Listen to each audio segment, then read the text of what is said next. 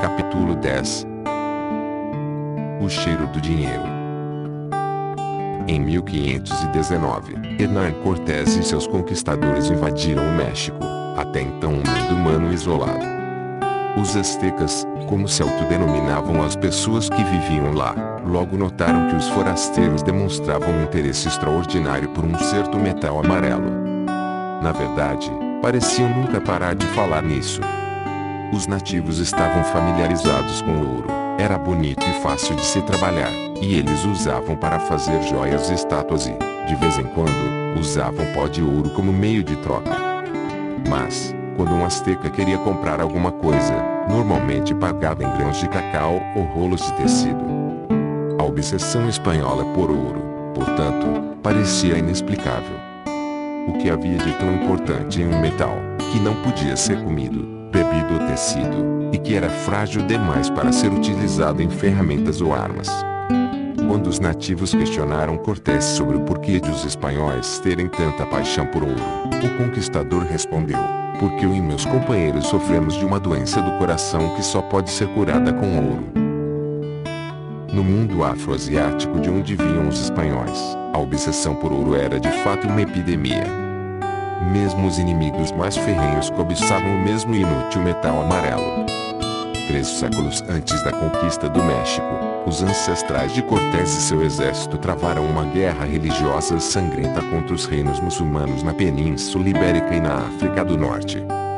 Os seguidores de Cristo e de Alá mataram uns aos outros aos milhares, devastaram campos e pomares e transformaram cidades prósperas em ruínas e chamas, tudo em nome da imensa glória de Cristo ou de Alá.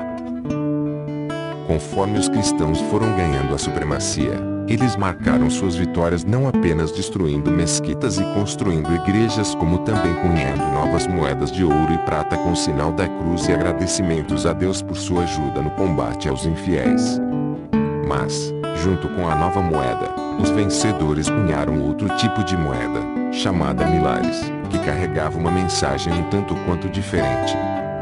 Essas moedas quadradas feitas pelos conquistadores cristãos eram adornadas com inscrições em árabe que declaravam: não há outro Deus além de Alá, e Maomé é o mensageiro de Alá. Até mesmo os bispos católicos de Melgueio e de Agde emitiram essas cópias fiéis de moedas muçulmanas populares, e cristãos tementes a Deus as usaram de bom grado. A tolerância floresceu também do outro lado da colina. Mercadores muçulmanos da África do Norte conduziram negócios utilizando moedas cristãs como o florim florentino, o ducado veneziano e o gigliato napolitano. Até mesmo os governantes muçulmanos que convocaram o jihad contra os cristãos infiéis ficavam satisfeitos em receber impostos em moedas que invocavam Cristo e sua Virgem Mãe. Quanto custa? Os caçadores-coletores não tinham dinheiro. Cada bando caçava, coletava e produzia quase tudo de que necessitava, de carne a medicamentos, de sandálias a necromancia. Diferentes membros do bando podiam se especializar em diferentes tarefas, mas compartilhavam seus bens e serviços em uma economia de favores e obrigações. Um pedaço de carne fornecido de graça levava consigo a suposição de reciprocidade, por exemplo, assistência medicinal gratuita. O bando era economicamente independente. Apenas alguns itens raros que não podiam ser encontrados localmente, conchas, pigmentos, obsidianas e coisas do tipo, precisavam ser obtidos com estranhos. Isso podia ser feito por meio de escambos simples. Nós trocamos belas conchas do mar por sílex de boa qualidade. Pouca coisa mudou depois do início da Revolução Agrícola. A maioria das pessoas continuou vivendo em comunidades pequenas e íntimas. De maneira similar, um bando de caçadores-coletores, cada aldeia tinha uma unidade econômica autossuficiente, mantida por obrigações e favores mútuos, além de um pouco de escambo com forasteiros. Um aldeão podia ser particularmente apto para fazer sapatos, outro para fornecer cuidados médicos, de modo que seus vizinhos sabiam a quem recorrer quando ficavam descalços ou doentes. Mas os povoados eram pequenos e suas economias eram limitadas, por isso não podia haver sapateiros e médicos em tempo integral. A ascensão de cidades e reinos e o aprimoramento da infraestrutura de transporte proporcionaram novas oportunidades de especialização. Cidades densamente povoadas ofereciam empregos em tempo integral não só para sapateiros e médicos profissionais como também para carpinteiros, sacerdotes, soldados e advogados. Vilarejos que conquistaram uma reputação por produzir bom vinho, azeite ou cerâmica descobriram que valia a pena se especializar em quase que exclusivamente em um determinado produto e trocá-lo com outros povoados por todos os outros bens de que necessitavam. Isso fazia muito sentido. Climas e solos são diferentes, então por que beber um vinho medíocre produzido em seu quintal quando é possível comprar uma variedade mais refinada de um local cujo solo e clima são muito mais adequados para a plantação de videiras? Se a argila de sua região resulta em recipientes mais resistentes e mais bonitos, é possível realizar uma troca. Além disso, com dedicação em tempo integral, comerciantes de vinholeiros, sem mencionar médicos e advogados, podem aperfeiçoar sua qualificação em benefício de todos. Mas a especialização criou um problema: como gerenciar a troca de bens entre os especialistas.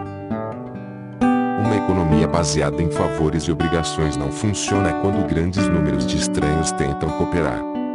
Uma coisa é fornecer assistência gratuita para uma irmã ou um vizinho, outra bem diferente é cuidar de estranhos que podem nunca retribuir o favor. É possível recorrer ao escambo, mas ele só é eficiente quando se troca uma gama limitada de produtos. Não serve para formar a base de uma economia complexa. Para entender as limitações do escambo, imagine que você tem um pomar nas montanhas que produz as maçãs mais doces e viçosas de toda a província. Você trabalha tanto no pomar que seus sapatos se desgastam. Então prepara uma carroça puxada por um jumento e desce para a cidade-mercado à beira do rio. Seu vizinho havia dito que um sapateiro que fica na extremidade sul do mercado fez para ele um par de botas muito resistentes que durou 5 estações. Você encontra o estabelecimento do sapateiro e oferece algumas de suas maçãs em troca dos sapatos de que necessita. O sapateiro hesita. Quantas maçãs deve pedir em pagamento? Todos os dias ele encontra dezenas de clientes, alguns dos quais trazem sacos de maçãs, enquanto outros têm trigo, cabras ou tecido, todos de qualidade variável. Outros ainda oferecem sua expertise em fazer requisições ao rei ou curar dores nas costas. A última vez que o sapateiro trocou sapatos por maçãs foi há 3 meses e na época pediu 3 sacos da fruta. Ou será que foram 4? Mas, pensando bem, aquelas eram maçãs ácidas do vale, e não maçãs nobres das montanhas. Por outro lado, na ocasião anterior, as maçãs foram trocadas por sapatos femininos pequenos. Esse sujeito está pedindo botas de tamanho masculino. Além disso, nas últimas semanas uma praga dizimou os rebanhos da cidade e o couro está ficando escasso. Os curtumeiros estão começando a exigir o dobro de sapatos finalizados em troca da mesma quantidade de couro. Isso não deveria ser levado em consideração. Em uma economia de troca, o sapateiro e o produtor de maçãs terão que reaprender todos os dias os preços relativos de dezenas de mercadorias.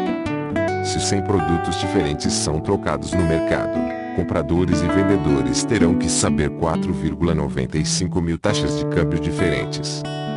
E, se 1000 produtos diferentes são trocados, compradores e vendedores terão que lidar com 499,5 mil taxas de câmbio diferentes. Como resolver isso? E fica ainda pior. Mesmo que se possa calcular quantas maçãs equivalem a um par de sapatos, o escambo nem sempre é possível.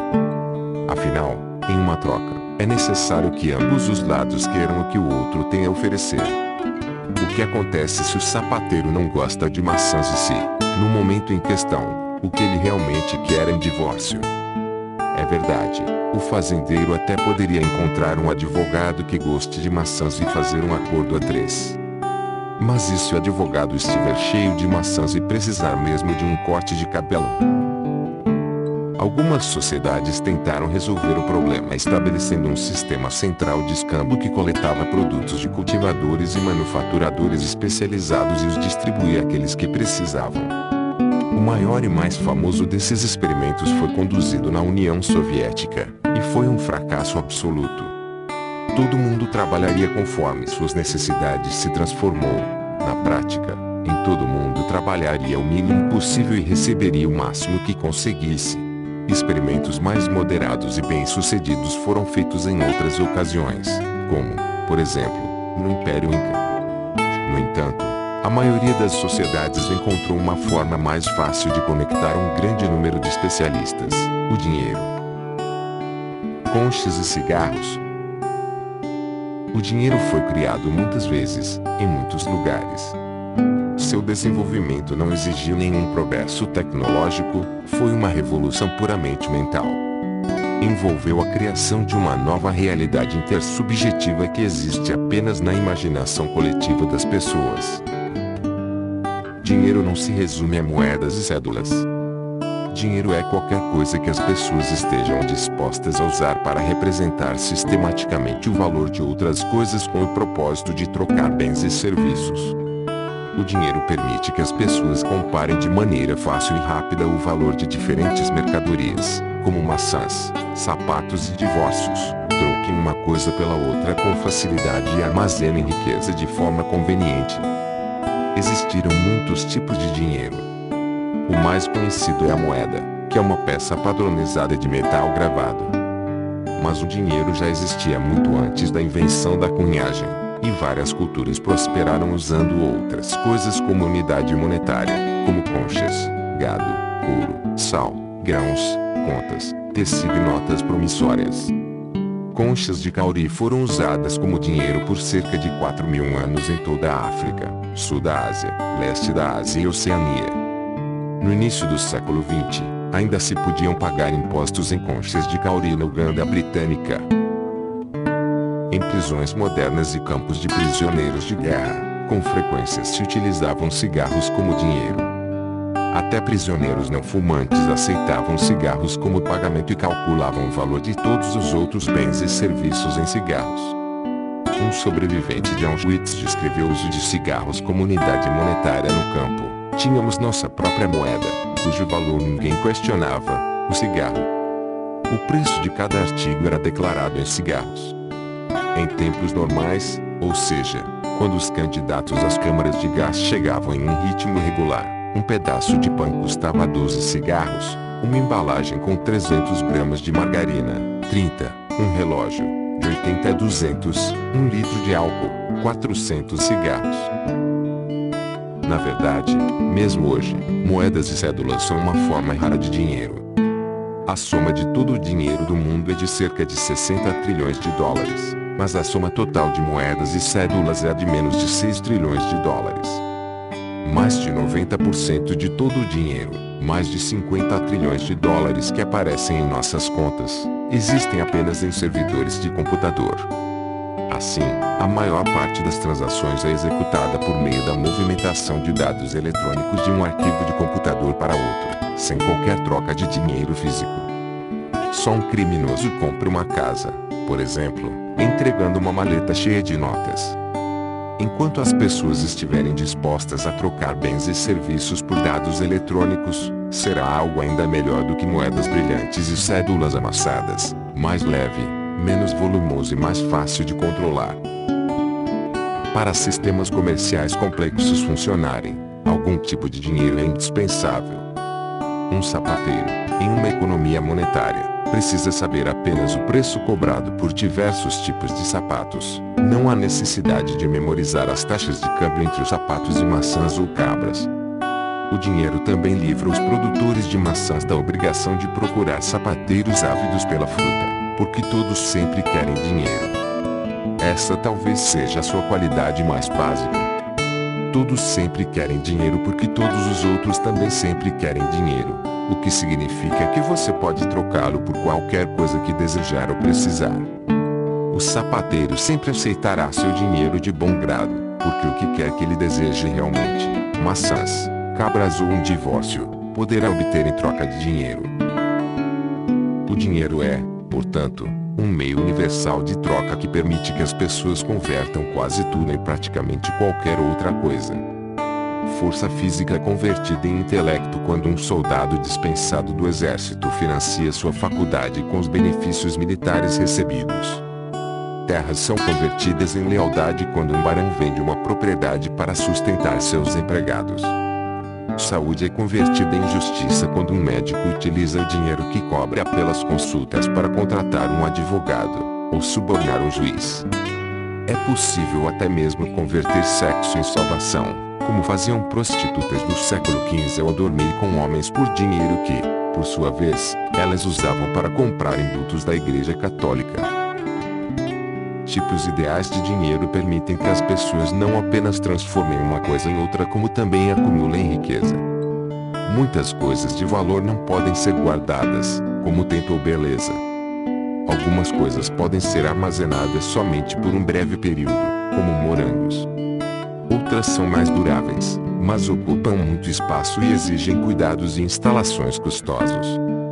Grãos, por exemplo, podem ser armazenados durante anos, mas para isso é preciso construir depósitos enormes e protegê-los de ratos, bolor, água, fogo e ladrões. O dinheiro, seja papel, bits de computador ou conchas de cauri, resolve o problema. Conchas de cauri não apodrecem, não são agradáveis ao paladar dos ratos, podem sobreviver a incêndios e são compactas o bastante para serem trancadas em um cofre. Para utilizar a riqueza, não basta armazená-la. Com frequência, é preciso transportá-la de um lugar para outro. Algumas formas de riqueza, como bens imobiliários, não podem ser transportadas de forma alguma. Mercadorias como trigo e arroz são transportados com dificuldade. Imagine um rico fazendeiro que vive em uma terra sem dinheiro e migra para uma província distante. Sua riqueza consiste principalmente de sua casa e de sua plantação de arroz. O fazendeiro não pode levar consigo a casa nem a plantação. Poderia trocá-las por toneladas de arroz, mas seria trabalhoso e caro transportá-las. O dinheiro resolve esses problemas. O fazendeiro pode vender sua propriedade em troca de um saco de conchas de cauri, que pode carregar com facilidade para onde quer que vá. Por ser capaz de converter, armazenar e transportar riqueza de maneira fácil e barata, o dinheiro fez uma contribuição vital ao surgimento de redes comerciais complexas e mercados dinâmicos. Sem dinheiro, redes comerciais e mercados teriam sido condenados a permanecer muito limitados em tamanho, complexidade e dinamismo. Como o dinheiro funciona? Conchas de cauri e dólares só têm valor em nossa imaginação coletiva. Seu valor não é inerente à estrutura química, cor ou forma das conchas e do papel. Em outras palavras, dinheiro não é uma realidade material, é um construto psicológico. Ele funciona convertendo matéria em espírito. Mas por que tem êxito? Porque alguém estaria disposto a trocar um fértil arrozal por um punhado de conchas inúteis. Por que você está disposto a fritar hambúrgueres, vender seguro-saúde ou cuidar de 3 pestinhas insolentes se tudo o que ganha pelo esforço são alguns pedaços de papel colorido? As pessoas estão dispostas a fazer essas coisas quando confiam no produto da imaginação coletiva. A confiança é a matéria-prima com que todos os tipos de dinheiro são cunhados. Quando um fazendeiro abastado vendeu suas posses por um saco de conchas de cauri e viajou com elas para outra província, confiou que, ao chegar em seu destino, outras pessoas estariam dispostas a lhe vender arroz, casas e campos em troca de conchas. O dinheiro é, consequentemente, um sistema de confiança mútua, e não só isso, o dinheiro é o mais universal e mais eficiente sistema de confiança mútua já inventado. O que criou essa confiança foi uma complexa rede de relações políticas, sociais e econômicas de longo prazo. Porque eu acredito na concha de cauri, na moeda de ouro ou na nota de dólar. Porque meus vizinhos acreditam nessas coisas. E meus vizinhos acreditam nelas porque eu acredito. E todos acreditamos porque nosso rei acredita e as exige na forma de impostos, e porque nosso sacerdote acredita e as exige na forma de dízimo.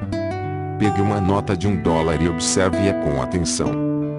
você verá que é simplesmente um pedaço colorido de papel com a assinatura do secretário do Tesouro dos Estados Unidos de um lado e o slogan "In God We Trust" do outro. Nós aceitamos o dólar como pagamento porque confiamos em Deus e no secretário do Tesouro dos Estados Unidos. O papel crucial da confiança explica por que nossos sistemas financeiros são tão intimamente relacionados aos sistemas político, social e ideológico. Por que crises financeiras com frequência são desencadeadas por processos políticos e por que o mercado de ações pode subir ou cair dependendo de como os executivos se sentem naquela manhã em particular. Inicialmente, quando as primeiras versões de dinheiro foram criadas, as pessoas não tinham esse tipo de confiança, então era necessário definir como dinheiro coisas que tinham valor real intrínseco. A primeira forma de dinheiro conhecida na história, os grãos de cevada sumérios, é um bom exemplo. Apareceu na Suméria por volta de 3000 a.C., no mesmo período e lugar, e sob as mesmas circunstâncias, do aparecimento da escrita.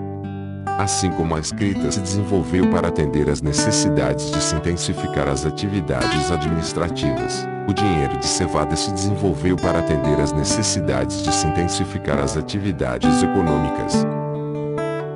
O dinheiro de cevada era simplesmente cevada, quantidades fixas de grãos utilizadas como medida universal para avaliar e trocar por todos os outros bens e serviços.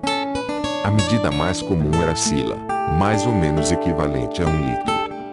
Tigelas padronizadas, cada uma capaz de conter uma sila, eram produzidas em massa de modo que, sempre que as pessoas precisassem comprar ou vender qualquer coisa, fosse fácil medir a quantidade necessária de cevada. Os salários também eram estabelecidos e pagos em silas de cevada. Um trabalhador do sexo masculino ganhava 60 silas por mês, e um do sexo feminino, 30 silas. Um capataz podia ganhar entre 1,2 mil e 5 mil silas.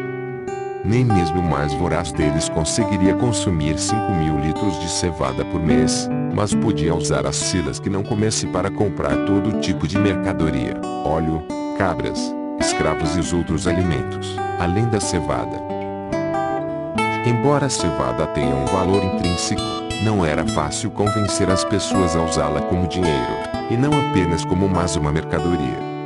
Para entender por quê, pense no que aconteceria se você levasse uma saca de cevada até o centro comercial mais próximo e tentasse comprar uma camisa ou uma pizza. Os atendentes provavelmente chamariam os seguranças.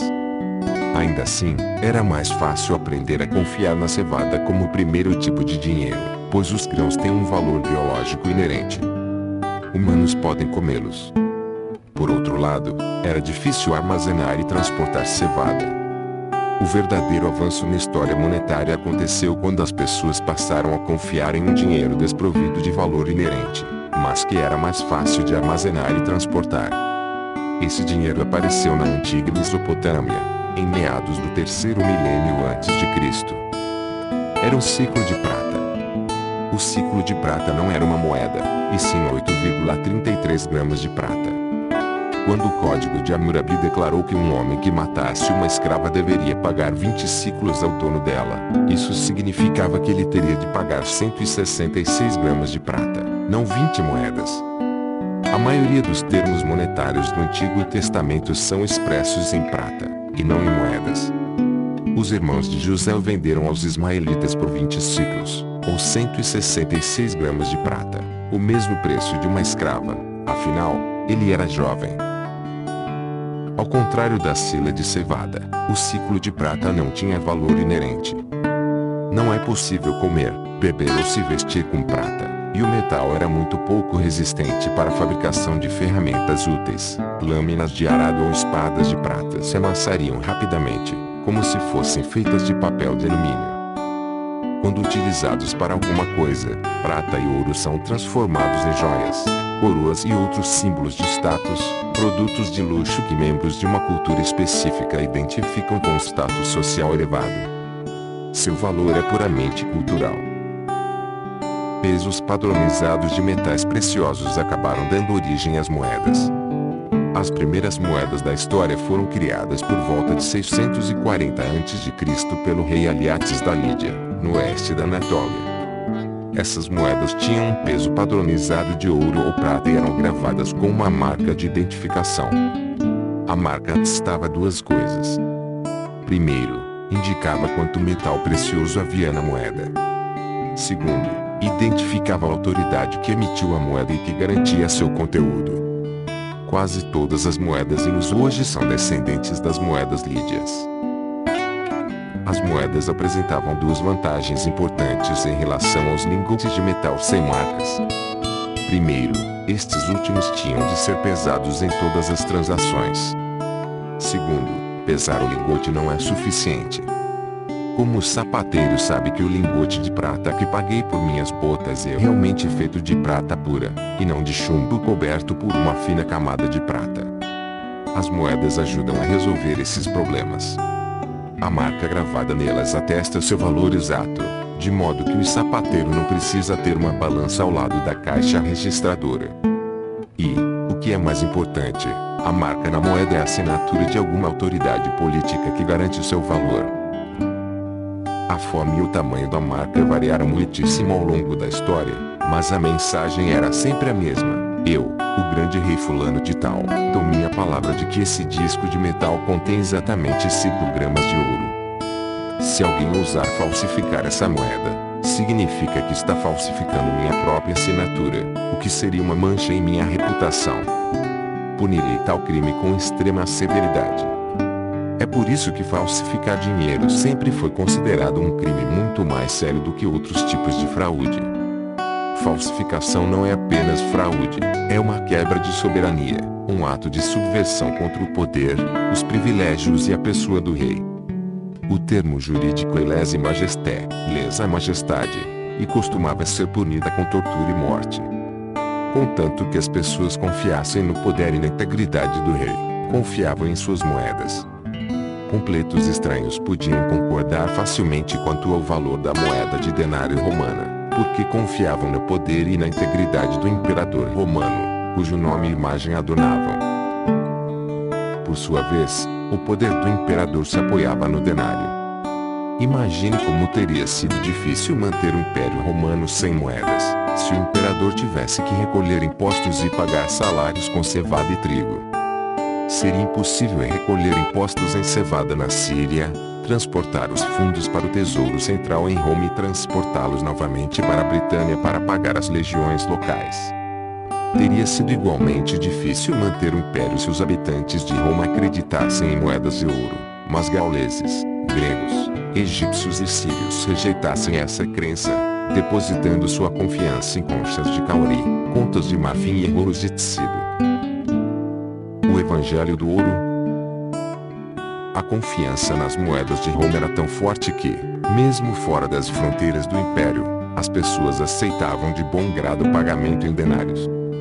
No século I, as moedas romanas eram um meio de troca aceito nos mercados da Índia, embora a legião romana mais próxima estivesse a milhares de quilômetros de distância. Os indianos tinham tanta confiança no denário e na imagem do imperador que quando os governantes locais cunharam suas próprias moedas, imitaram o denário à risca, até mesmo o retrato do imperador. O nome denário se tornou uma denominação genérica para moedas. Califas muçulmanos adaptaram o nome ao árabe e criaram os dinares. Dinar ainda é o nome oficial da moeda da Jordânia, do Iraque, da Sérvia, da Macedônia, da Tunísia e de vários outros países. Enquanto a cunhagem em estilo lídio se espalhava do Mediterrâneo para o Oceano Índico, a China desenvolvia um sistema monetário um pouco diferente, baseado em moedas de bronze e lingotes de prata e ouro não marcados.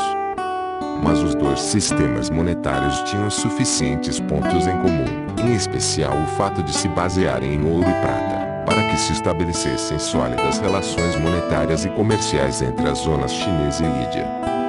Mercadores e conquistadores muçulmanos e europeus disseminaram gradualmente o sistema lídio e o Evangelho do Ouro aos 4 cantos do planeta.